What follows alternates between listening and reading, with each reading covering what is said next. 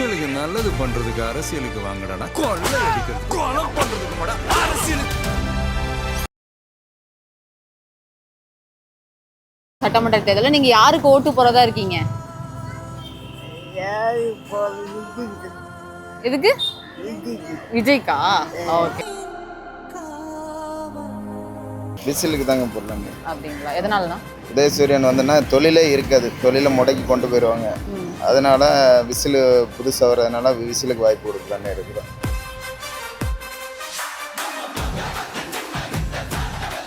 But இவங்க இப்போ last 5 இயர்ஸாக இவங்க டிஎம்கே வந்து பிடிக்கல யாருக்குமே. நிறைய பேர் நிறைய இஷ்யூஸ் அதிருப்தி இருக்கு. ஷார்ட் அவுட் பண்ண மாட்டேங்கிறாங்க, எதுவுமே இது பண்ண மாட்டேங்கிறாங்க. தாம்பரம் தொகுதியில் உங்களோட வாக்கு யாருக்குண்ணா? சரத்குமார் தான்.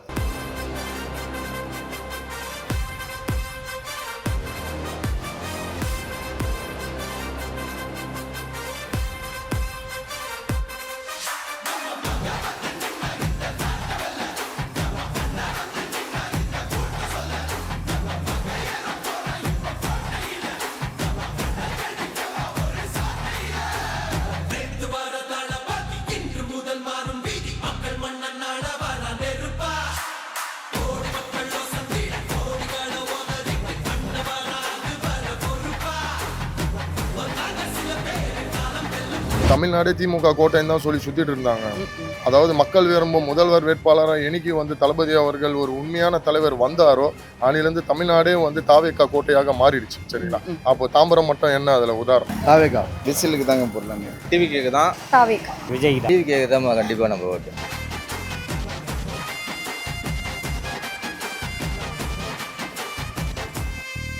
2026 சட்டமன்ற தேர்தலில் தாம்பரம் தொகுதியில் உங்களோட வாக்கு யாருக்கு? விஜய் தான். அப்படிங்களா? என்ன மாதிரி நல்லதெல்லாம் நடத்திருக்காங்க? திமுக வந்து என்ன மாதிரி நல்லதெல்லாம் பண்ணியிருக்காங்க இந்த தொகுதியில்?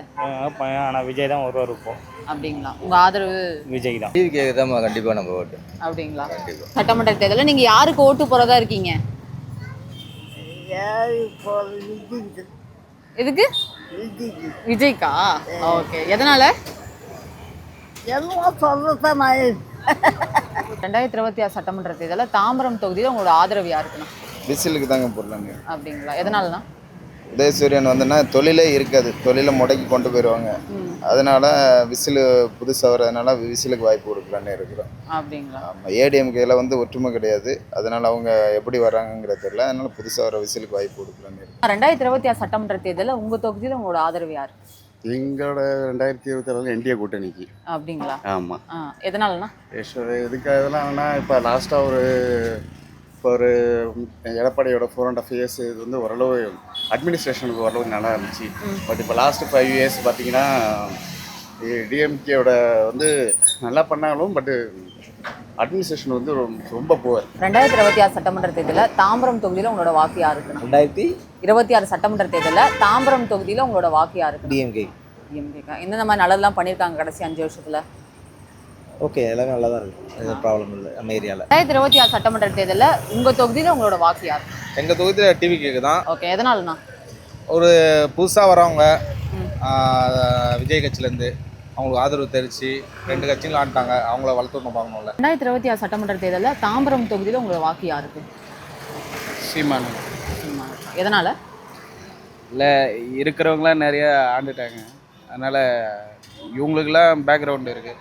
எந்த பேக்ரவுண்டும் இல்லாத பொறுமையாக வந்துட்டு இருக்காரு. அவருக்கு சப்போர்ட் பண்ணால் கொஞ்சம் நல்லா இருக்கும். இந்த கடந்த திமுக 5 ஆண்டுகள் ஆட்சி பண்ணாங்க இல்லையா, என்னென்ன மாதிரி மாற்றங்கள் தாம்பரம் தொகுதிக்கு கொண்டு வந்தாங்க? இது வரைக்கும் எந்த மாற்றமும் வரல. அவங்க அதிமுக பண்ணதை அவங்க பேட்ச் ஒர்க் பண்ணினே வந்தாங்க. நிறைய ஊழல் தான் பண்ணாங்க. அதில் 10 லட்சம் கோடி இருந்தது, 4.5 லட்சம் கோடி தான் கடன். 10 லட்சம் கோடி அடித்து தான் வச்சுருக்காங்க. அதை செலவு பண்ணிவிட்டு இப்போ எதனா ஆட்சியை கொண்டுட்டு வர முடியுமா அப்படின்னு தான் பார்க்குறாங்க. வேறு என்ன பண்ணுறோம்? அவங்க எதுவும் பண்ணல இது வரைக்கும். அதிமுக கூட ஓரளவுக்கு சொல்லிக்கிற மாதிரி அதெல்லாம் பண்ணுறாங்க. திமுக அந்த அளவுக்குலாம் எதுவும் பண்ணல. அதனால் சீமானுக்கு வாய்ப்பு கொடுத்தா நல்லது. 2026 சட்டமன்ற தேர்தலில் தாம்பரம் தொகுதியில் உங்களோட வாக்கு யாருக்கு? விஜய். சத்தமாக விஜய்க்கு தான். இல்லை வரும்பா, நான் இப்போ தான் எலெக்ஷனுக்கு ரொம்ப வருஷம் கழிச்சு இப்போ தான் போட போகிறேன், எனக்கு கார்டு, அதுக்காக சொல்கிறேன். ஓகே. என்ன கட்சிக்குக்கா? தாவேக்கா. ஓகேக்கா. என்ன மாதிரி நல்லதெல்லாம் பண்ணுவாங்கன்னு எதிர்பார்க்குறீங்க தாவேக்கா? ஆக்சுவலாக வந்து எந்த இடத்துல போனாலும் வந்து காசு தான் நிற்குது. ஏதாவது ஒரு ஃபார்முக்கோ, இப்போ எங்கள் வீட்டுக்காரர் இறந்துட்டாரு, நான் அதுக்கு ஒரு இது பண்ணுற பணம் வரணுன்ட்டு எங்கே போனாலும் பணம் தான் செலவாகுது. சிங்கிள் பேரண்ட், நான் ஒரு சாதாரண வேலை செய்கிறவங்க, சேல்ஸ் கேர்லாக ஒர்க் பண்ணிட்டு இருக்கேன். எங்கே போனாலும் இந்த டாக்குமெண்ட்டுக்கு இவ்வளோ ஆகுது, லீகலாக போனால் 2000 கொண்டு வா, 1000 கொண்டு வா, அப்படியே சொல்கிறாங்க. அது பண்ணுறது வேஸ்ட்டே. ஒரு 20,000 ரூபாய் வரதுக்கு நான் ஒரு 10,000 ரூபாய் செலவு பண்ணுறதுக்கு வேஸ்ட் இல்லை அது. அதனால அதெல்லாம் கொஞ்சம் கொண்டு வரணும். அப்புறம் இல்லாதப்பட்டவங்களுக்கு, இப்போ வீடே இல்லை, சொந்த வீடே இல்லாதவங்களுக்கு ஒரு வீடு கொடுத்தா நல்லாயிருக்கும். இப்போ ஹஸ்பண்ட் இல்லாதனால நான் பசங்களை கஷ்டப்பட்டு படிக்க வைக்கிறேன்ல, அது ஒரு ஹெல்ப் ஏதாவது பண்ணனா நல்லாயிருக்கும். அதேமாதிரி மெயினாக பொண்ணுங்க, சின்ன பொண்ணுங்க பாலியல் இதுவும் நடக்குது நிறைய இடத்துல, அது இல்லாமல் இருந்தால் ரொம்ப நல்லாயிருக்கும். 2026 சட்டமன்ற தேர்தலில் தாம்பரம் தொகுதியில் உங்களோட வாக்கு யாரு? தாவேக்கா. எதனாலனா? விஜய் தான் முன்னிலையில் இருக்கிறார். மக்கள் செல்வாக்கு அதிகமாக வருதா இருக்கு. மக்கள் செல்வாக்கு ஓகே, விஜய்க்கு தான் ஜாஸ்தி அதிகமாக இருக்குது. பிஜேபி தான் 2வது. ஓகேண்ணா. இப்போ திமுக கடைசி 5 வருஷமா இருந்தாங்க இல்லையா, என்ன மாதிரி நல்லதெல்லாம் பண்ணியிருக்காங்க? நல்லது பண்ணியிருக்காங்களா? இவங்க திமுக நல்லது பண்ணியிருக்காங்க கண்டிப்பாக. இதை விட நல்லது பண்ணுவார் விஜய். 2026 சட்டமன்ற தேர்தலில் தாம்பரம் தொகுதியில் உங்களோட வாக்கு யாருக்குண்ணா? டிஎம்கே. 2026 சட்டமன்ற தேர்தலில் தாம்பரம் தொகுதியில் உங்களோட வாக்கு யாருக்குண்ணா? ரெட்டலைக்கு. அப்படிங்க, எதனாலண்ணா? போன ஆட்சியில் இரட்டையில் வந்து நல்லது செய்தாங்க. தேர்தலில் உங்களோட வாக்கு யாருக்குண்ணா? சீமானுக்கு தான் போகும். அப்படிங்களா, எதனால? அவருக்கு தான் பயிர் வைக்கிறது இதை பற்றிலாம். இப்போ வந்து எல்லாமே வீடு தான் கட்டிக்கிறாங்க. யாரும் பயிர் வைக்கிறத பற்றி எதுவுமே பேச்சு கிடையாது. இன்றைக்கி வந்து சாப்பிட்டுங்கிறோம், நாளைக்கு என் பிள்ளைங்க என்னத்த சாப்பிடும்? என்ன சாப்பிடும்? மரம் இலையே இல்லாமல் சாப்பிடும். பயிர் நெல் வேணும் இல்லை, நெல் வைக்கிற இடம்லாம் வீடு ஆயிடுச்சு. அப்புறம் இப்போ பயிர் எங்கே வைப்பீங்க இல்லை? என்டிகே பிடிக்கும் கொள்கை ரீதியா. சேம் தான், என்டிகே தான். ஓகே, அவங்களோட ஐடியாலஜி. 2026 சட்டமன்ற தேர்தலில் உங்கள் தொகுதியில் உங்களோட வாக்கு யாருக்கு?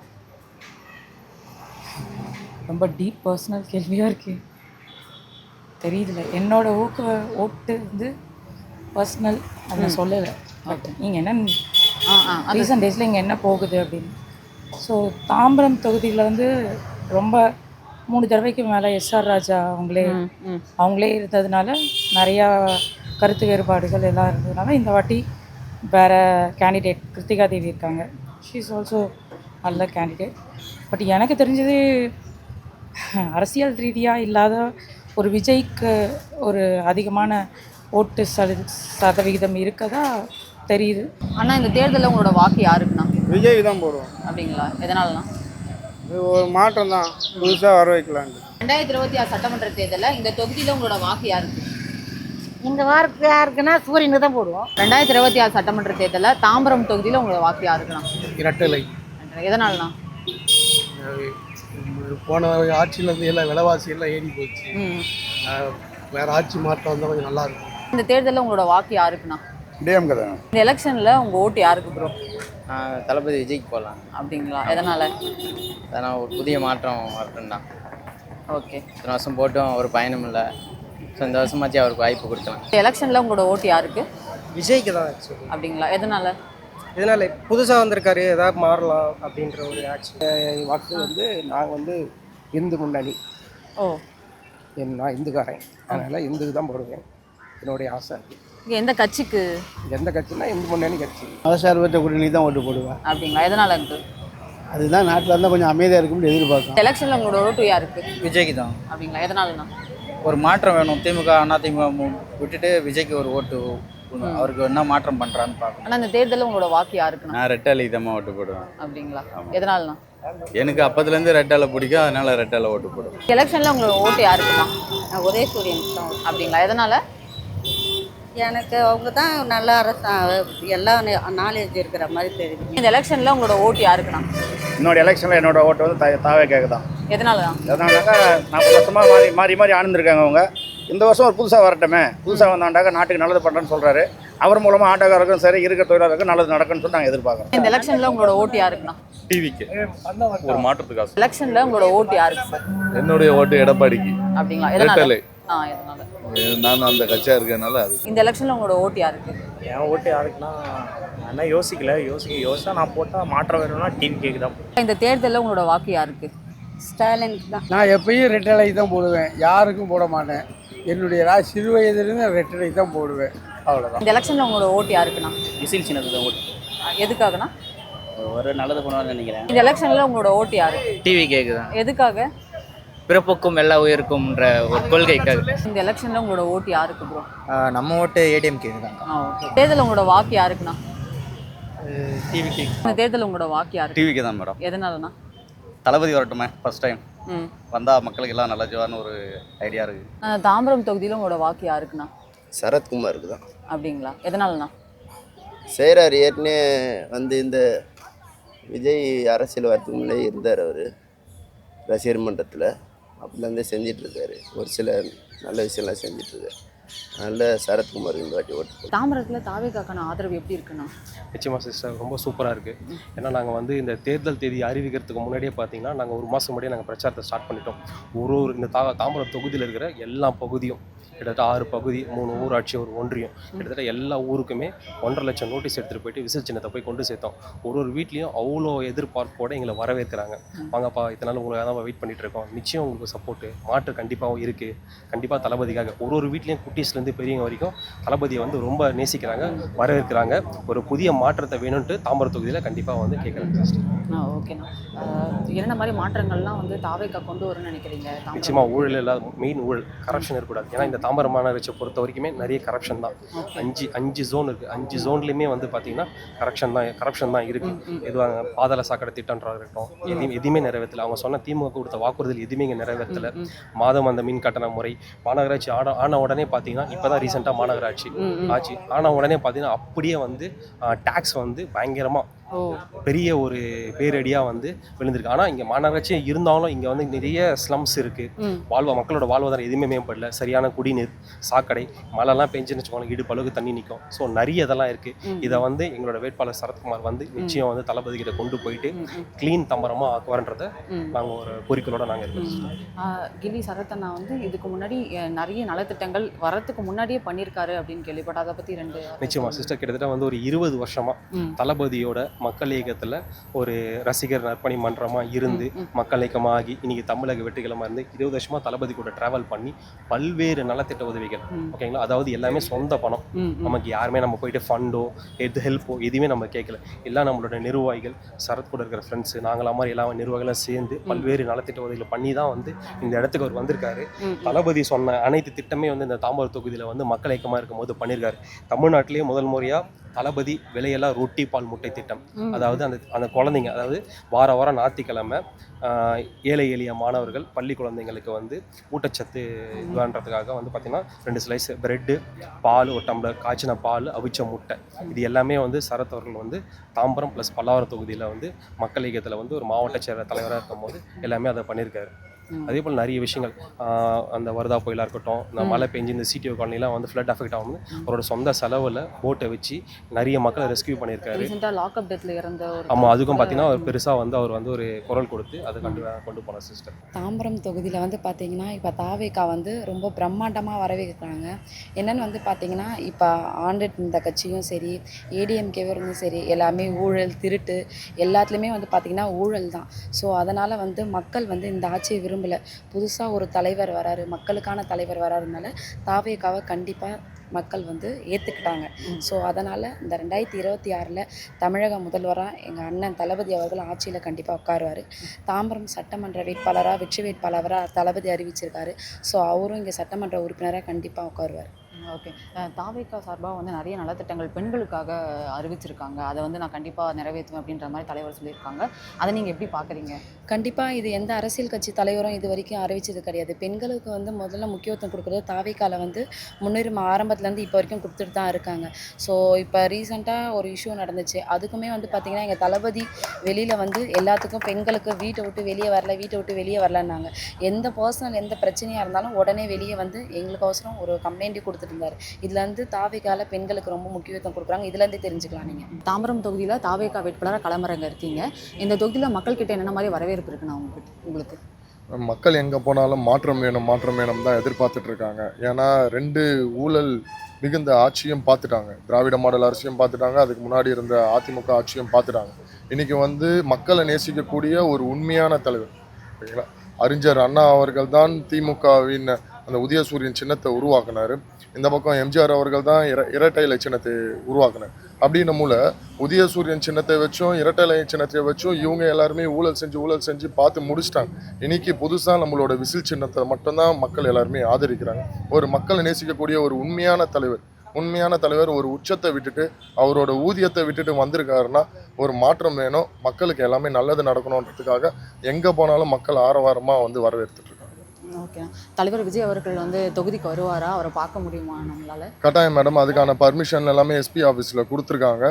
என்னைக்கு என்ன டேட்டுன்றது தலைமை வந்து அறிவிக்கும் மேடம். ஓகேண்ணா, சட்டமன்ற உறுப்பினராக ஆன பிறகு தாம்பரம் தொகுதியில் நீங்கள் கொண்டு வர மாற்றங்கள் என்னென்னவா இருக்கும்ண்ணா? மேடம், ஒரு க்ளீன் தாம்பரம், கரப்ஷன் இல்லாத ஒரு க்ளீன் தாம்பரம், அதாவது அடிப்படை வசதி கொண்ட ஒரு க்ளீன் தாம்பரம். அதாவது உதாரணத்துக்கு சாலை வசதியாக இருக்கட்டும், மூடப்பட்ட வடிகால் வசதியாக இருக்கட்டும், ஸ்ட்ரீட் லைட்ஸாக இருக்கட்டும். முதல்ல எங்கள் தாம்பரம் தொகுதியில் ஒரு நல்ல குடிநீர் கிடையாது, நிறைய இடத்துல குடிநீர் வசதியும் கிடையாது, ஒரு மெட்ரோ கனெக்ஷன் உள்ள குடிநீரும் கிடையாது. ஸோ அந்த குடிநீர் வசதியாக இருக்கட்டும், இது எல்லாமே ஒரு நார்மல் அடிப்படை வசதிகள். அது இல்லாமல் ஒரு நல்ல இன்ஃப்ராஸ்ட்ரக்சரோட ஒரு ஸ்கூல், கவர்மெண்ட் ஸ்கூல்ஸ். ஓகே, இப்போ கவர்மெண்ட் ஸ்கூலுக்குலாம் பசங்கள்லாம் போகிறதே கிடையாது. அதெல்லாம் நிறைய ஸ்டாப் பண்ணி எல்லாம் ப்ரைவேட்க்கு மாற. ஏன்னா கவர்மெண்ட் ஸ்கூலில் ஒரு நல்ல ஒரு கரெக்டான எஜுகேஷன் கிடையாது. முதல்ல வந்து ஒரு கழிப்பிடம், ஒரு ஸ்கூலில் வந்து ஒரு பாத்ரூம் ஃபெசிலிட்டிஸே நல்லா இல்லைன்னா எப்படி வந்து பசங்க எல்லாமே ஸ்கூலுக்கு போவாங்க? அதே ஸ்கூலுக்கே போனாலும் ஒரு பிடி பீரியட்னு வந்ததுன்னா அந்த பிடி பீரியடில் அவங்க வந்து விளையாடுறதுக்கான அந்த ஸ்போர்ட்ஸ் எக்யூப்மெண்ட்ஸுமே சுத்தமாக கிடையாது. ஸோ அந்த மாதிரியான ஒரு நல்ல இன்ஃப்ராஸ்ட்ரக்சர் உள்ள ஸ்கூலும், அது இல்லாமல் ஜிஹெச் ஹாஸ்பிட்டல், இங்கே ஜிஹெச் ஹாஸ்பிட்டல் ஓப்பன் பண்ணாங்க. சும்மா ஓப்பன் பண்ணன்ற பேருக்கு ஓப்பன் பண்ணிவிட்டு அது அப்படியே தான் இருக்கே தவிர 24/7 ஹாஸ்பிட்டலில் டாக்டர்ஸே இருக்கிறது கிடையாது. எக்யூப்மெண்ட்ஸ் எதுவுமே சுத்தமாக கிடையாது. ஹாஸ்பிட்டலில் பார்த்தோன்னா நிறைய மிஸ்டேக்ஸ் இருக்குது. அதாவது உதாரணத்துக்கு சொன்னால் பாத்ரூமும் க்ளீனாக கிடையாது, எதுவுமே வந்து ஒரு க்ளீனிங்காக ஒரு நல்ல முறையில் ப்ராசஸாக இல்லை. எல்லாருமே இன்னும் ஒரு சென்ட்ரல் ஜிஹெச்சுக்கு தான் போயிட்டுருக்கு. ஸோ இதை எல்லாமே வந்து ஒழுங்குபடுத்தணும் அப்படின்றது மட்டும்தான் நோக்கம். நிறைய டெண்டர் முறைகேடு, அது மட்டும் இல்லாமல் டம்மி ரிசிப்ட் போட்டு டேக்ஸ் முறைகேடுலாம் நிறைய நடந்திருக்கு.